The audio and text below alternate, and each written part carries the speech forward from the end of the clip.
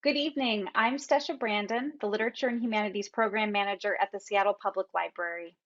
As we begin tonight, I would like to acknowledge that we are on Indigenous land. Here in Seattle, these are the traditional unceded territories of the Coast Salish people, specifically the Duwamish people. We honor their elders past and present and thank them for the stewardship of this land. Welcome to tonight's program, which is presented in partnership with Elliott Bay Book Company. We're grateful to our author series sponsor, the Gary and Connie Kunis Foundation, and the Seattle Times for generous support of library programs. Thank you as well to the Seattle Public Library Foundation. Private gifts to the foundation from thousands of donors help the library provide free programs and services that touch the lives of everyone in our community. I have a couple quick announcements before we get started. Our friends over at Elliott Bay have copies of both Mickey and Lori's books, and you can find books at their website, elliottbaybooks.com. Sorry, that's singular, elliottbaybook.com. And I'll be posting links, direct links to the author's books in the chat during the program as well. We have both ASL interpretation and closed captioning available tonight. To access the closed captioning, you just need to click on the CC icon at the bottom of your Zoom screen. And finally, after tonight's conversation, we'll have time for questions from you. You can ask your questions at any time by writing them in the Q&A box at the bottom of your screen.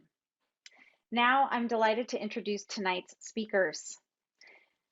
Mickey Rowe has had a prolific and varied career as an actor, director, and public speaker. Mickey was the first autistic actor to play Christopher Boone, the lead role in the Tony Award-winning play The Curious Incident of the Dog in the Nighttime, which also made him the first autistic actor to ever play any autistic character in a professional performance setting. He has directed Tony Award-winning theaters, appeared as the title role in the Tony Award-winning play Amadeus, and more. He is the founding artistic director of National Disability Theater, which works in partnership with Tony Award-winning companies such as La Jolla Playhouse in San Diego and the Goodman Theater in Chicago. There's a lot of Tony Awards in your bio there. Oh my goodness. Yeah, you're fancy. Lori Frankel is the New York Times bestselling, award-winning author of novels such as The Atlas of Love, Goodbye for Now, the Reese's Book Club, and Hello Sunshine Book Pick, This Is How It Always Is, and her newest novel, 123. She is also a good friend to all of us here in Seattle. We love Lori, and we're so delighted that she's here we've got two local luminaries who are here to share their light with us tonight. So without further ado, please help me welcome Mickey Rowe and Lori Frankel. Let's give it up for them in the chat. Since we can't see you all, we'll just know that you're clapping in the chat. Right, yeah. Awesome. All right. Hi, guys. Hi, thank you so much for that super warm introduction. Also, if anyone watching, my name is Mickey Rowe and my pronouns are he, him. And if anyone watching is blind or low vision, know that I'm a white man with brown hair that looks incredibly thinning in this light. And I'm wearing a blazer with a bookcase behind me. Yes, awesome. And I'm Laurie Frankel. My pronouns are she, her. I am a white woman with hair that looks very, very gray in this light. So I feel like that makes us even on that front. And I have nothing to do with any Tony Awards. So I feel like we balance each other out in this way really well. I want to thank everybody for being here before we do anything else also. We are 2 years into these virtual events, and so I'm just really grateful to people for still coming. I feel like though these virtual events have really been the silver lining of a very, very difficult couple of years here, and because they're more accessible, and also because you don't have to drive downtown at 6 o'clock on a Thursday evening. And so I'm just really grateful to people for being here. I'm super excited about tonight. I've loved this book for what feels like a really long time now. Mickey is one of my favorites, so I think it's going to be a great conversation. But I'm going to invite everybody to ask questions, and I've got the Q&A box pulled up, and so we'll definitely get to those, as we get to them. The other thing I should mention is that 2 years into this pandemic, I still can't read and talk at the same time. So we will get to those questions, but just be patient. But as they occur to you, please feel free to ask them. So far, so good? Awesome. Sounds good Awesome. by me. All I second all of that. right. Okay, good. Mickey Rowe, it is so good to see you again. And I congratulate you so much on this book. It has been out a week. It is already in its third printing. In fact, I tore apart my house today looking for my copy and couldn't find it because I had already lent it out. I remembered after I Oh, tore apart the house, because that's how hard, that's how in demand this thing is, and how hard it is for people to get their hands on. Though Elliott Bay has them, which is itself mhm. a minor and wonderful miracle. Um, Truly. yeah, and the demand for this thing is enormous, and I'm so wildly impressed by that. And so Oh, congratulations to you. that's so sweet. I think absolutely it's so exciting that people have been picking this book up as early as they have.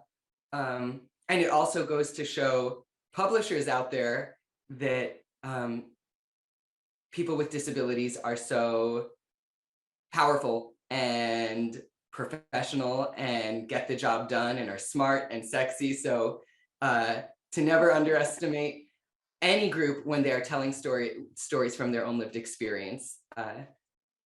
Yeah, yeah, and it's such a remarkable book, and it's such a needed book. And we're going to talk all about it. But I feel like before we do, I have to ask about the Today Show, and the last, was it 24 or 48 hours of your world with them?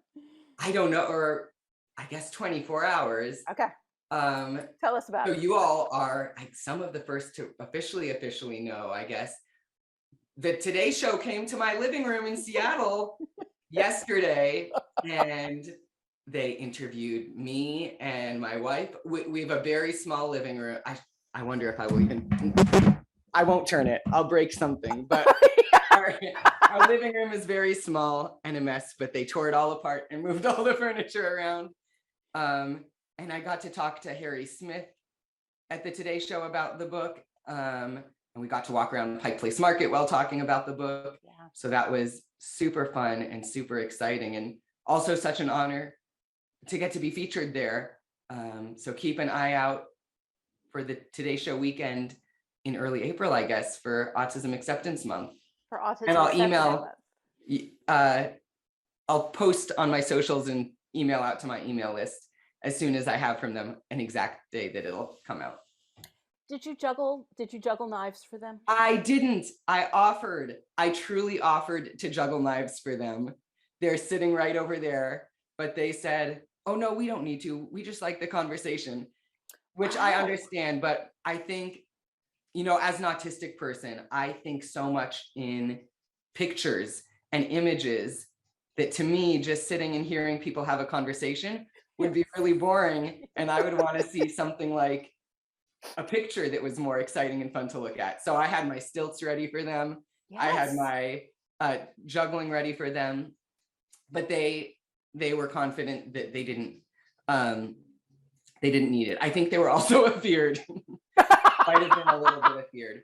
But we got to go to Pike Place Market and look at where I street perform sometimes, and talk about all of those things. Yes. I can't believe they didn't want you to juggle for them. I know. That's okay. Okay, well, this is one of the many reasons why books are better than TV. Is because a book would never turn you down for that sort of thing. And I feel like since it's a library event, we should start with the book anyway.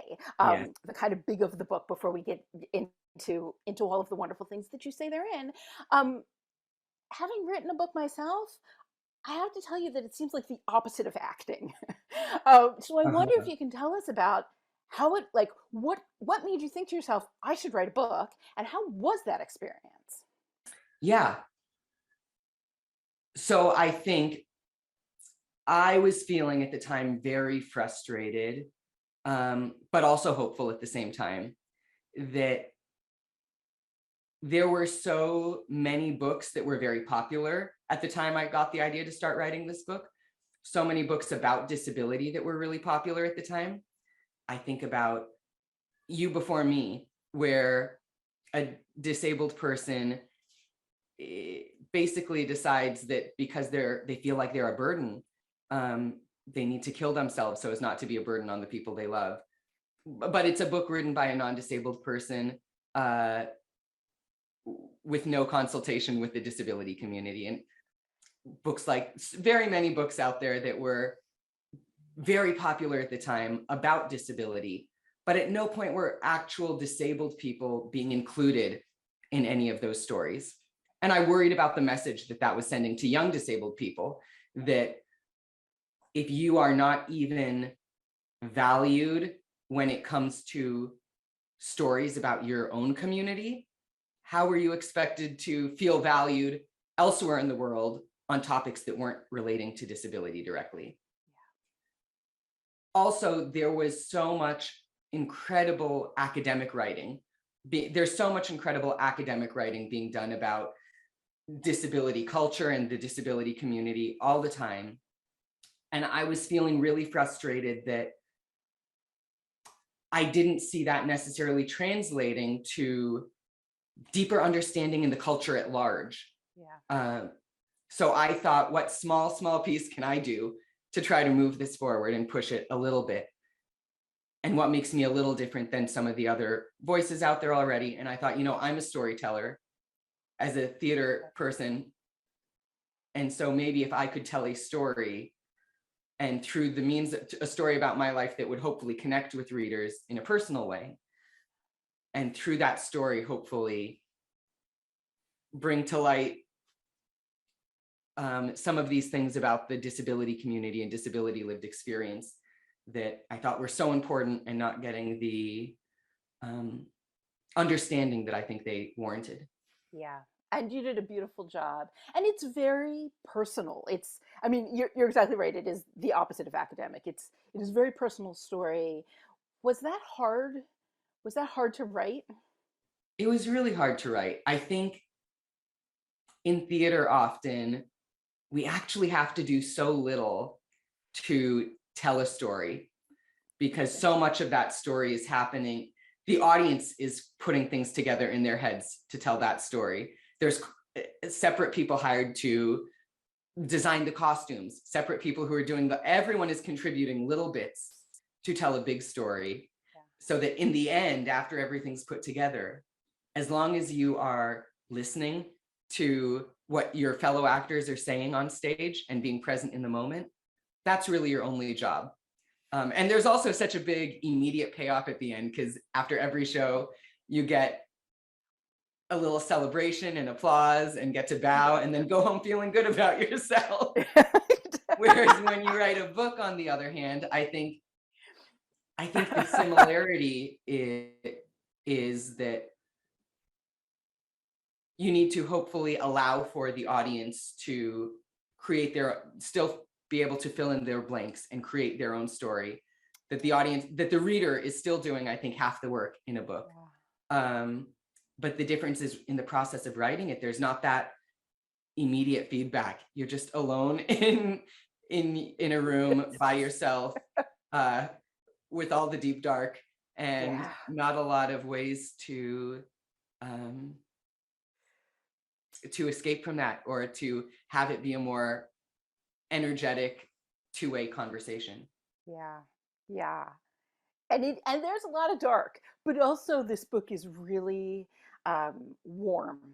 It's really uplifting. I should tell everyone that this book is dedicated to you all, and I think it's the first book I've read that was dedicated to the reader, which is, I think, implicit in lots of books, but to have it explicit and from literally the first page, and you often address the reader while you're talking, and you often refer to us as a friend, and I found that to be a really warm and welcoming way to read. Thank you. And so I think that everyone will really love it. Okay, so let's talk about this book. This book is called Fearlessly Different, and it has this thesis that I think on the surface of it, I think, oh yeah, absolutely. And then you get into it and I think, oh no, this goes so much deeper than when you told me on page 1, which is this idea that our differences are our strengths and indeed that disabilities are strengths, not just that one can succeed not just in spite of, but in fact because of, which is a beautiful argument and also kind of a mind-blowing one. So why don't you start there? Tell us all about that. Absolutely. Yeah. Everything that you said. I think Everything that part you of said. my goal in telling this book too was that often I think people with disabilities can be taught by society that they should feel like burdens. Right. And I know I felt that way often. I still struggle with feeling that way often. But in writing this book, I really wanted everyone to know, whether you're disabled or not, everyone has things in their life that they feel are different or bad or wrong or make them feel like a burden in some way. And I just wanted people to know you are not a burden. The things about you that are different truly are your strengths. The things about you that make you unique are so valuable to all of us, to the whole world. And you are giving the world such a huge gift when you give all of yourself to the world. And then I think the second piece, actually, I borrowed, I'm looking at Jessica, my interpreter right now, I borrowed from the deaf community.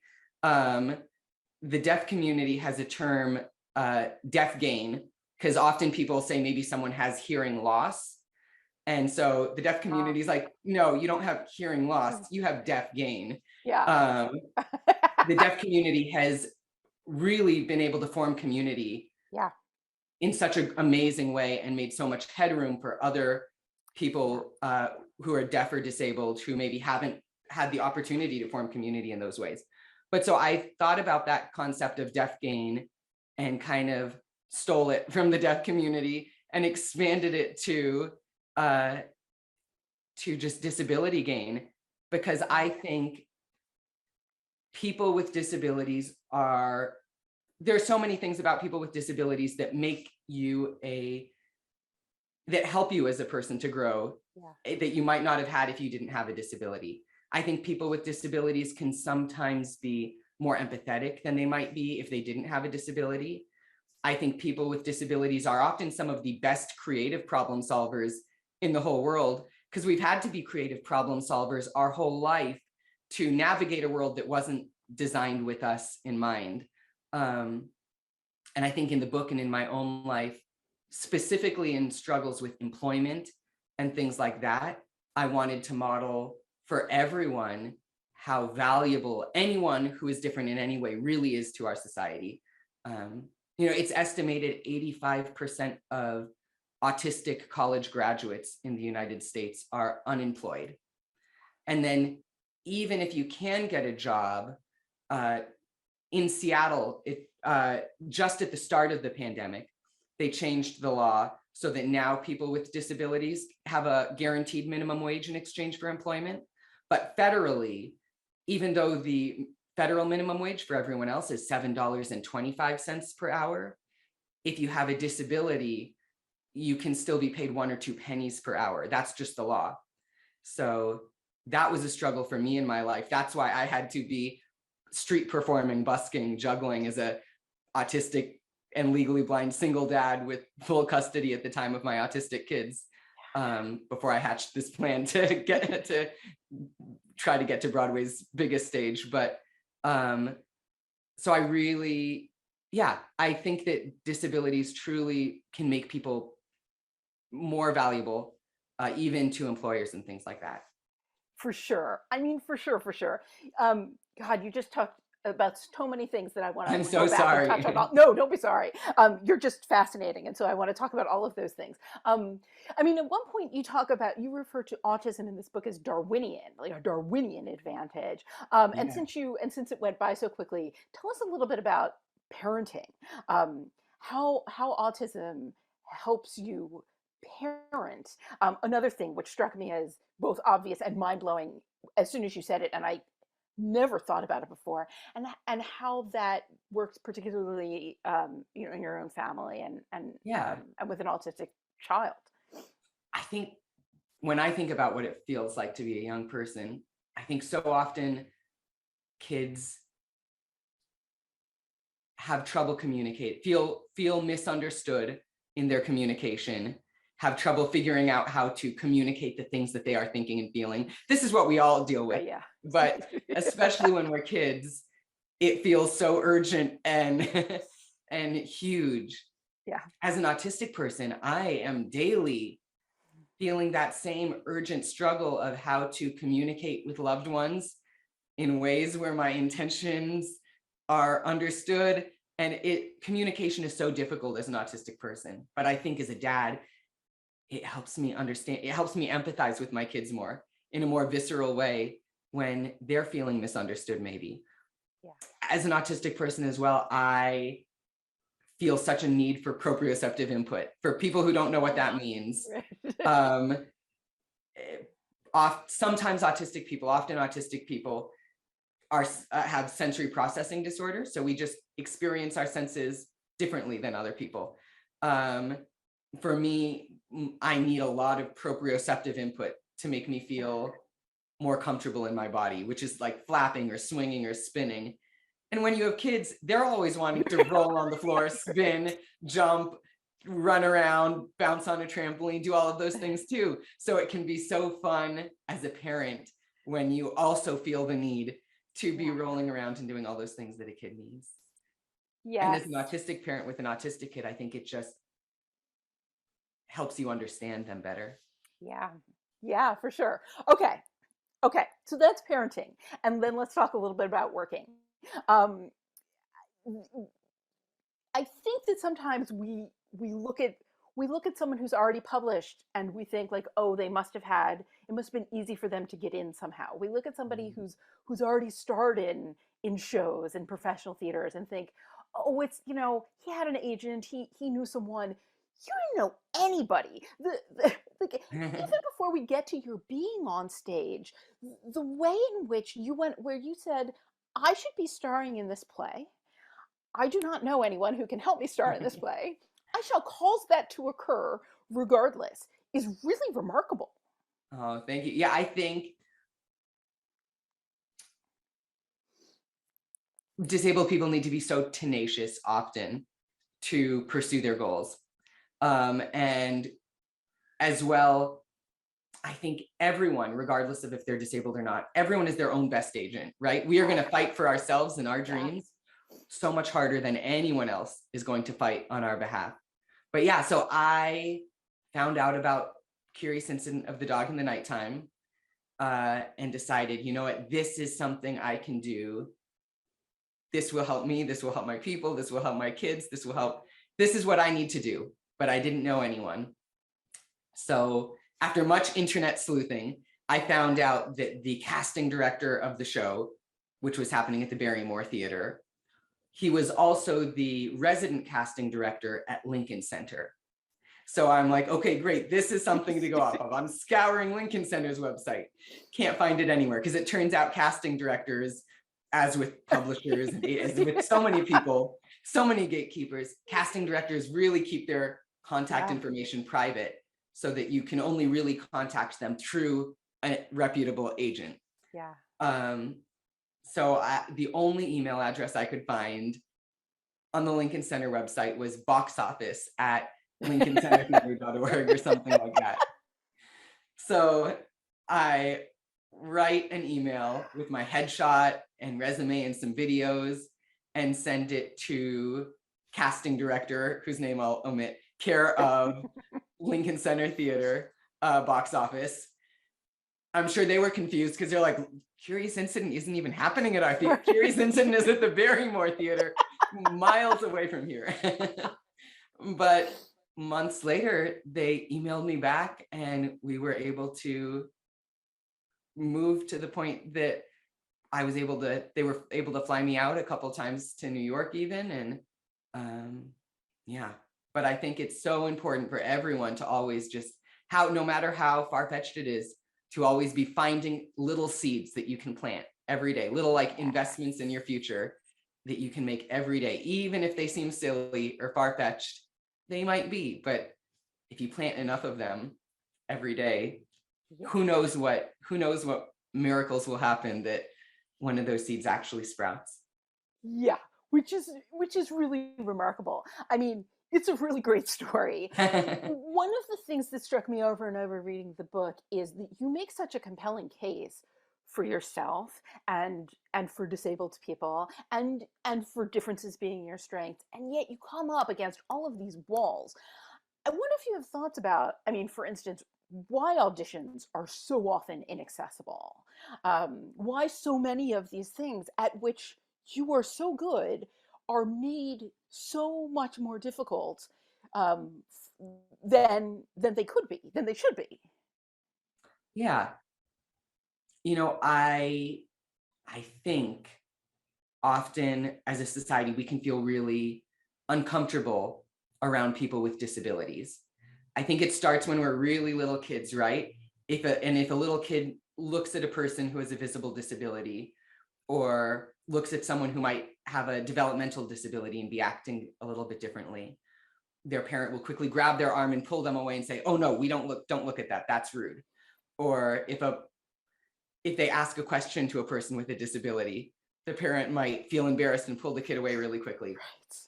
And I think this leads us to feeling deep shame around disability and feeling really uncomfortable around disability, right? I think that's why, if you think about it, how often do you hear things like differently abled, or you might hear special needs, or all sorts of euphemisms, because people are so uncomfortable with disability, they don't even want to say the word, Right.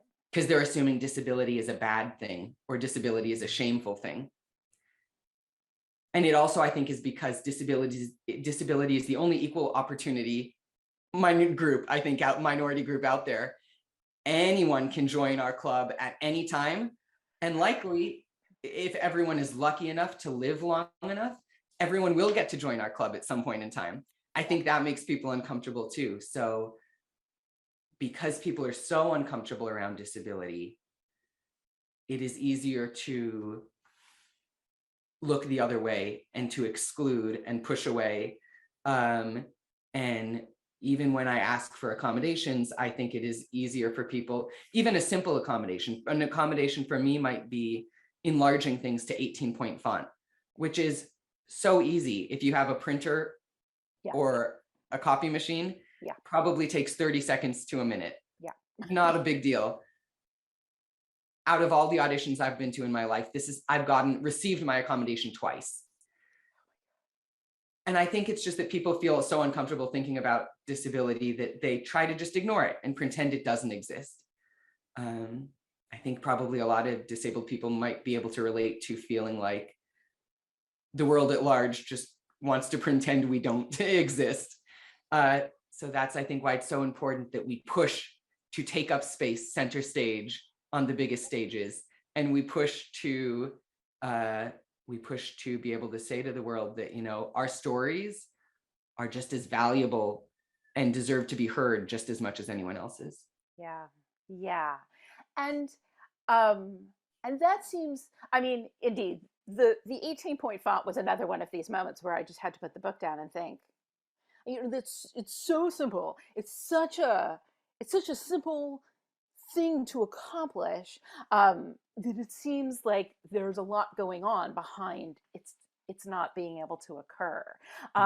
In contrast to another thing you talk about a lot, which is universal design, which also seemed to me like, put all of the scripts in 18-point, and then you've solved that problem. I mean, Absolutely. I need to have everything in 18-point because what if I'm not wearing my glasses? Like, regardless, I think true for so many people. And even think how many people, right? I think about museums and restaurants and all these places as the customer base is getting older and older. Many people might not identify as disabled or say that they are disabled or have a disability. They might not even know to ask for an accommodation or that they might benefit from one. But I bet you if restaurants made menus that were easier to read, a ton of customers might be very pleased and not have to hold their phones up and their flashlights or candles, using their phone camera as a magnifying glass. right when we go to the airport, if we're pulling luggage behind us, is it easier to roll that luggage up the stairs or the ramp? The ramp is easier. I'm pushing my kids in the stroller. Those curb cuts make my life a lot easier, pushing my kids in the stroller. Watching a video with captions on YouTube, I can watch that video on the bus, on public transportation, even if I don't have my headphones. So while accommodating people with disabilities is vital to allowing people with disabilities access to spaces, it helps all of us, even if we aren't disabled ourselves, right? That ramp helps you pull luggage. The curb cut helps you in so many ways. All of these things make all of our lives easier. So when we use universal design to make the world more accessible, we're actually helping ourselves and making our lives easier too. Yes, yes. I love hearing you talk about universal design. There's so few there are so many problems that seem difficult to solve, and universal design is the opposite of that. It feels like, okay, good. This is one that that is all upside and no cost. And not that expensive, like so many ways it is actually not that hard. I think it's just the fear we have around engaging with disability that prevents us sometimes. Yeah. Well, okay, but then also talk to us about National Disability Theater, which is also such a remarkable thing, and I don't want to like necessarily contrast it with universal design, but also this idea of saving a space, I guess, like a different space. So after Curious Incident of the Dog in the Nighttime, I was feeling really frustrated that it seemed like people with disabilities, even people with disabilities who are maybe the most high profile people with disabilities in theater out there, were only getting shows maybe once every 2 years. And with the exception of Ali Stroke, one actor I can think of, we're only getting shows if that role really specifically had a character that had that exact same disability. And that was really frustrating for me. And so I thought, why don't we all just get together and start making theater ourselves, where we can play roles where the biggest obstacle in our lives every time is not always our disability. Where the biggest obstacle in our life could be ableism, or the biggest obstacle in our life could be a relationship, or anything, other human experience, all these other human experiences that are not necessarily 100% tied to disability. And how would existing plays change if you cast actors with disabilities? So we were really, really fortunate that I believe we got to be the first union production, the first equity union production that had the entire design team, the entire artistic team be disabled. We had disabled actors, disabled costume designers, disabled set designers, writers, directors, you name it. Anyone who touched the show, almost everyone who touched the show artistically identified in some way with the disability community, which was so awesome. And another moment that I'll never forget is during one of our first workshops, we were doing movement with a room full of people who all had disabilities, and people were brought to tears because it was, for so many people, their first time being in another room with disabled folks. A lot of different people in the disability community, our families aren't necessarily disabled. We might never come in contact with other adults who are disabled in a professional setting because we are really alienated to unemployment, to our homes if things aren't accessible, And so for many people, it was their first time being in a room with a bunch of other disabled folks. And other people were saying, anytime they did a movement workshop at a theater, anytime they did something at a theater, everyone was looking at them. Everyone was always staring at them. And this was the first time no one was looking at them because, sure, they were moving differently than everyone else in the room was moving, but everyone in the room was moving differently from everyone else.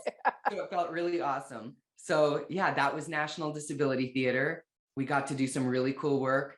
And then I stepped down as artistic director because I felt, for a few reasons, but I mostly felt that one, even though the disability community is so intersectional, we'd really made diversity key to our mission at National Disability Theater. But our leadership team was still entirely white. And I thought the best way to change that was to make space for a POC artistic director. So I stepped down requesting to be replaced by a BIPOC or global majority artistic director with a disability. And then secondly, often when I witnessed conversations about diversity happening, most of the time when these conversations about diversity were happening, disability was excluded from the conversations about diversity often. And that's changing now slowly, but especially 2 years ago, 3 years ago, disability was never included in the diversity conversations. And I thought, just as an organization, the best way to be able to change that organizationally, in addition to all the other reasons why it is so vital and important and necessary that we have diverse leadership, racially diverse leadership, sexual, all, we needed a more diverse leadership for so many reasons in such an important way. But I also thought that if we could get a BIPOC artistic director with a disability, they might be able to help folks be more willing to include disability in the diversity conversations. Yeah, which is a really, really interesting, difficult point. I'm going to ask you more about it, but before I do that, I'm going to tell everybody that you should be asking questions in the Q&A. No one is asking any questions in the Q&A. Are you asking questions in the chat and I'm just not seeing it? Hold on, let me look. No, mostly. That's okay. People are saying how much they love you and how. That's sweet of people to be saying. All right, people. Look at this. Questions are coming. I love it. All right. But before we do that, because I don't want to let go of this diversity thing. It is really interesting to me that that we are in so many fronts, and particularly in theaters and in artistic communities, having increased conversations, much needed conversations about disability, but that focus is so infrequently inclusive of that diversity doesn't mean disability. Never mind, like that we don't include that in our diversity conversations is puzzling to me. And I wonder if some of that is because another thing that you talk about in the book is that 20% of people are members of the disability community, and as you say, and rising, that people who are not at the moment are going to be later. Does that, if they're lucky, does that mean that that conversation is essentially different than the diversity conversation? I don't know. Can you rephrase your question a little bit? Yeah, I mean, I'm asking this. I'm doing a terrible just... job of asking this question because I'm just kind of thinking through it out loud. But it is interesting to me that we're talking so much about diversity, but that we're not talking about disability nearly as much within that conversation. Yeah, I agree with that statement completely. That is absolutely true. I have so much privilege as a white cis man with a disability. I have so much privilege as a white cis man with a disability. So I don't know that I'm the best person to answer that question as to why that's happening. I know that my wife, who isn't white, has had some thoughts on it. And I don't know if it's appropriate for me to share her thoughts or not. I will say, I know at certain times, I'll say my wife is Asian, and so she speaks really articulately. She often teaches about,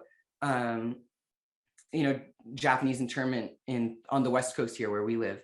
And she talks about how when those folks finally got out of internment on the West Coast here. They needed so desperately to be accepted and included so they could try to build back everything that was taken from them, try to build back their economy. And one of the ways that sometimes that happened was by saying, well, look at those other people over there. At least we're not that. And so I think that might play into it a little bit. But that's so understandable too, because all group, we are all just trying to survive, and it is not on other oppressed groups to need to, when other oppressed groups are in survival mode, if that makes any sense, it makes sense that there might not be the bandwidth to realize that there's no disabled people in the room. But I hope moving forward, especially as we realize that the disability community is just as intersectional as our world, that hopefully that changes. Yeah, really complicated question. Really complicated. As a white cis man, I'm not the best one to answer it, but I hope that was a okay-ish answer. You're doing great. I did a bad job of asking too. Because they're difficult, it's complicated, difficult questions. I do, before I get to these questions that people are asking, want to shout out to Seattle Rep, which is currently staging a play that is, I would say, about disability and any number of other kinds of diversity, which is called, I'm embarrassed to say the title, but it is called Teenage Dick. It is about Richard III, or it's about Richard III. So it is not, when it's Teenage Dick, it's like a teenage Richard III, teenage nickname. I feel like the people who titled this play did not think about how embarrassing it's going to be for me to say it in front of, or to Google, like if I'm looking up tickets, I'm scared to Google that. Yes. I wouldn't do it. No. Well, so people can just go to seattlerep.org and be in the direct place. But I saw it this weekend. And I see them doing that, like pointedly doing that. And so I do want to shout that out. Okay. So questions. Here we go. Renee says, hi, Mickey. I would love to know more about what the process of balancing parenting and writing this book was like for you, which is a super question. Absolutely. Well, first off, so much of the credit of that goes to my wife, Helen, as well. We have a blended family now. So, because I was a single parent, she was a single parent. So together we have 4 kids now who are all, you might hear them, they're all trying to play as nicely as they can in the backyard out the window as I do this. But so as we have a blended family with 4 kids, I have been working on the book while I've had so many jobs this last year. I was working at a grocery store at Safeway bagging groceries. I was cleaning boats at a marina. Also every minimum wage job you can think of I've done this year, or the last 2 over the pandemic, I guess. And then my wife has been doing 2 jobs at once. She works at Nordstrom in the South Center Mall as a personal stylist. So if anyone needs personal styling, you can check her out at Nordstrom. Her name is Helen. And she's done that during the day. And then at night, she has been being a postpartum doula as well. So she has done so many jobs. We've just been working really hard to try to survive and also make this book happen. So, but we are hopeful. I'm hoping that as more people read the book, that maybe we won't have to do so many jobs all piled up on top of each other, that maybe I'll be able to do more public speaking and things like that, that will take some loads off there. But to answer your question, all credit goes to my wife, Helen. Yes, indeed. Okay, Meg wants to know, back to the National Disability Theater, whether you were indeed replaced with a BIPOC leader. You know what? I don't know yet. I don't know what they're currently doing in terms of hiring, or what has been put on pause due to the pandemic, maybe either, to be able to answer that question. I know that they've hired a BIPOC managing director, who is the person who handles like budgets and finances and money. So I know that is someone who was hired. since I left. And I think a lot of theaters maybe have also, they're working on things that we might not know about yet because of the pandemic as well. Yeah, yeah. The theater took a significant hit. Yeah. We all did, but theater has been hit particularly hard.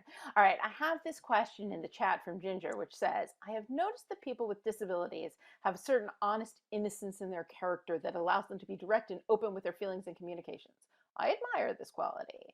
Folks with disabilities react with fear. Folks without disabilities, see, it's just too small for me to read it, react with fear and tend to look away. I guess this directness makes me feel insecure in their own feelings and seems confronting. Can you address this observation?" Yeah, I would say often I think people sometimes, there's this picture sometimes when we picture someone with a disability, often we can picture people with disabilities as being almost perfect little cherubs in some ways sometimes. So I'm really excited as we get more disabled representation, as we have more disabled writers, hopefully writing about disability, more people reading books by disabled writers. I'm really hopeful that we see more we can see disabled people being villains and things too. But to answer your question, I can only speak to myself and my own lived experience as an autistic person. And I definitely feel, as an autistic person myself, I have had to be vulnerable my entire life just to survive, just to be able to advocate for myself in terms of trying to have a social interaction and have it fail, and try again, try for a social interaction again and have it fail, and try again for a social interaction and have it fail. And so often people getting really mad at me and me having no idea why, because of just autism and communication being so difficult. I'm so vulnerable every time I walk out the door to have a conversation with someone, I feel like, or to interact with someone. So because of that, it makes it really easy for me to be vulnerable in that way in a book or on stage. It almost feels safer in some ways to be vulnerable in a book or on stage than it does to have a conversation with the real person. And as an autistic person also, there are maybe social guidelines or social rules about how we talk to people, whether we are direct and honest, as you said, or whether we are not direct, or whether we are able to jump through the social norms of how we're supposed to communicate information that might not be as direct as an autistic person might communicate. So I think just as someone who doesn't understand those social rules, it's sometimes easier for me to be vulnerable as well, because I might not even realize that I'm being more vulnerable than most people would feel comfortable being. Yeah.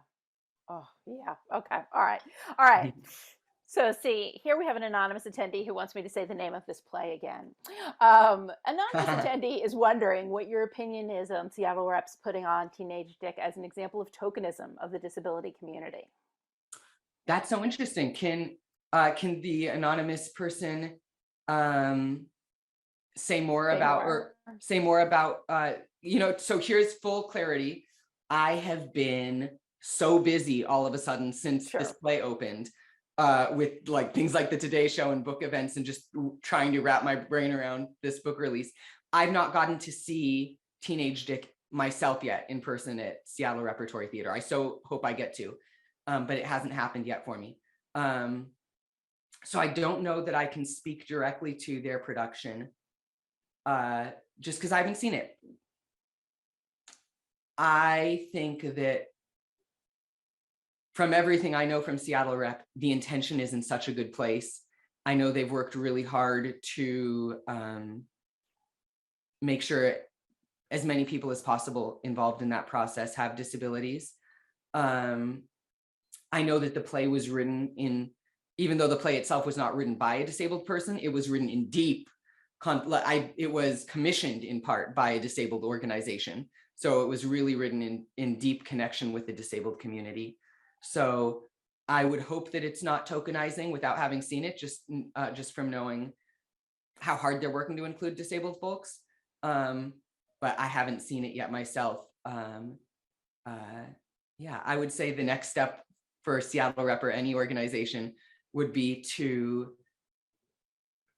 partner with more consultants to be able to make their shows universally designed so for everyone, so that anyone can go see the show at any time and have the show be more accessible to them, whether it's Teenage Dick, a show about disability, or another show in their season. Right. I think about how exciting theater can be when we use things like audio description as part of sound cues built in, so that instead of people needing to opt in to have an audio describer to describe what's happening on stage, maybe there can be special stage directions, specific stage directions, where an audio description of this stage direction is built into the music and the sound of the show in a really exciting way. I think that's the next step where we get to level up even more. I want that.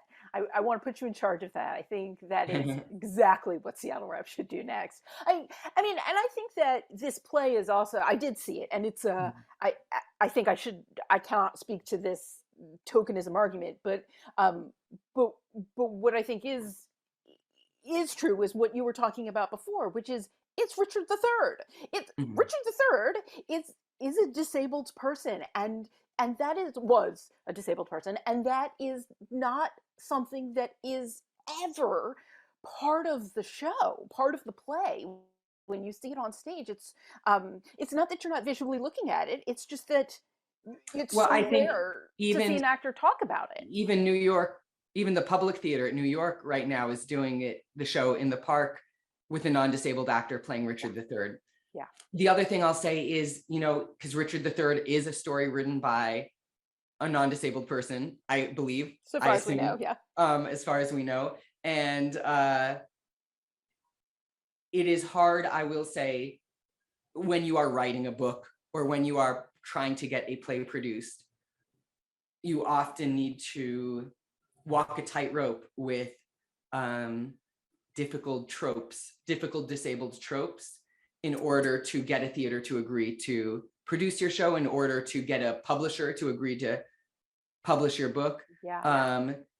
There are just stories and tropes that places feel comfortable with and know sell or know that make money. Yeah. And so sometimes tying on to a difficult thing like Richard III, where it's never played by a disabled actor, is something that can be helpful in terms of getting someone to just say yes to allowing disabled folks to do their thing and to tell their own stories. Yeah. Yeah. And it's a remarkable story to tell that way. It changes the play. And that is a good thing. That is a And what I love from what I know about it as well, what I love is that Richard isn't the only disabled character in the show. Yeah. And I think anytime you can have, we know from the census that 20% of the population is disabled. I would love that as we are thinking about making the TV we watch, the entertainment we see more inclusive, that we represent that 20%. But anytime you can have more than one person in telling a story, more than one point of view from within a community, I think it goes a long way to helping a little bit. Yeah. Yes. Yes. I'll cast you and everything. All right. So here's another question. This is in the chat. So this is from Valerie, who says, thanks you for focusing on strengths. Definitely important to focus on strengths. She says, and I'm wondering if you consider yourself as part of the PDA profile. Hold on. Let me make sure I'm reading that right. Yes, that's what it says. I don't even know what that is. Do you know what that is? I don't. You know what? My brain is so fogged. Can you write Valerie, what can you tell us PDA what you stands mean? for? Or if an interpreter knows what a PDA stands for, you could also just shout it out. Okay, we don't know. I can Google it really quickly if that is helpful. Okay, hold on, we'll find out. Oh, PDA. No, I'm not getting that. It's probably something so that I should know. No, there's nothing you should know. Okay, all right. Well, we're waiting for that information. Here's another good question. And after this, we're going to have time for maybe one or two more. So if you have them, throw them out there. Okay, so Renee says, 2 of my 3 kids are autistic, and we do a lot of own voices reading at our house, books about autistic characters by autistic authors like Jen Malia and Sally J. Pla. Law. Yes. Yes. Phew. If you have other favorites or recommendations, I would love to hear them, as would I, as I'm sure would Elliot Bay You and know, Seattle Public Library. in terms of picture books, I don't know as many, but in terms of books in general that people should read by autistic authors, I would say Kiss Quotient. Oh, yeah. Gosh, I'm forgetting the author of Kiss Quotient. Helen Huang, I think. Helen Huang, I think, wrote Kiss Quotient, but Kiss Quotient is a awesome, sexy rom-com written by an autistic author. And the But not for main character, children. not for children. The No. main character in that one understands life through mathematics, but has a really hard time with relationships, sex, things like that. So she hires a professional, a escort, to assist her education. Another really awesome book that everyone should read, which I think is appropriate for young adults at least, and younger people guided by their parents, would be The Reason I Jump by Naoki Higashida. And The Reason I Jump is just a set of question and answers about autism. But what I really love about it is, you know, I was non-speaking when I was younger, and often there's a misconception that people who can't speak because of their disability are stupid, simply aren't speaking because they're not smart. And that is so far from the truth. If you give a non-speaking autistic person a iPad with an app or a keyboard, there's so many different other methods of communication available besides verbal spoken English now. And if we are just willing to expand our definition of communication to include, we write each other in emails and consider that communication. We communicate in so many other ways rather than spoken English. So if we can expand our definition of communication, we can value the incredible knowledge and brilliance that people like Naoki have, who wrote The Reason I Jump. One last book I'll recommend is Secret Life of a Black Aspie by Anand Prahlad, which takes you on a pretty epic journey through a whole bunch of different touch points in American history. Yes. Okay, nice job. It's a challenge, I think, always to recommend books off the top of your head. And I just want to tell everybody that those books are all in the chat.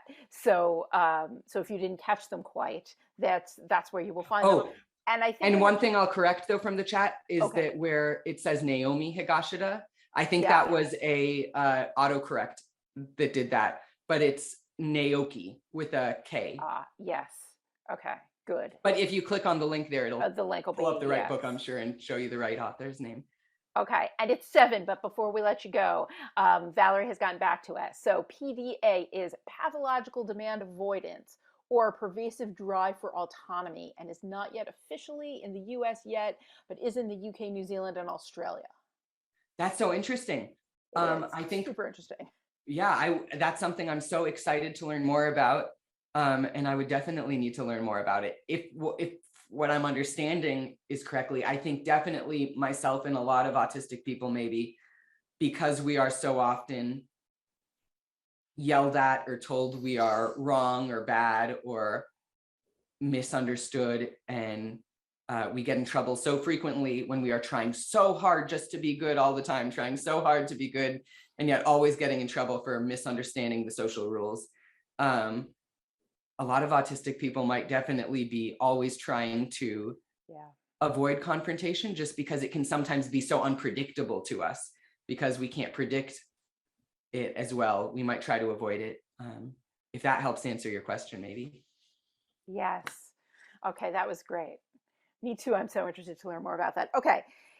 This was amazing. I could do this all night, but I feel like we need to let you go because it's 7:01 and your children are outside. They are. It's get dark and cold and wet, and we have to let them in. Yes. Yes. But we thank you so much for doing this tonight. This book is amazing, and you are amazing, and this is absolutely a pleasure. Oh, thank you so much, Lori. Thank you both so much. This was such a pleasure to listen to your conversation and get such good book recommendations and hear about all of the amazing work that you've been doing, Mickey. And I can't wait to see what you do next. Oh, Yeah, and thank you. I'm so thrilled that the book is already in the third printing. That's It's amazing. amazing. Con- Congratulations. Thank you. I want to let the audience know that Elliott Bay Books has copies of both Mickey and Lori's books available through their website. You can find the books at elliottbaybook.com. I put the link in the chat. And we also, of course, have both authors' books at the library. And I actually just pretty recently posted the links to those in the chat as well. We're so grateful to everybody who made tonight's program possible. We're so thankful to our wonderful speakers, the amazing interpreters, Julie and Jessica, and our wonderful captioner, whose name I don't know, but you're great. And thank you so much to our program partner, Elliott Bay Book Company. And thanks to our sponsors, the Gary and Connie Kunis Foundation, the Seattle Times, and the Seattle Public Library. And of course, thanks to all of you for joining us tonight. Thanks for being here. And I hope that you have a wonderful evening. Read the book, and we'll see you next time. Good Awesome. night. Thank you all. Thank you. Bye.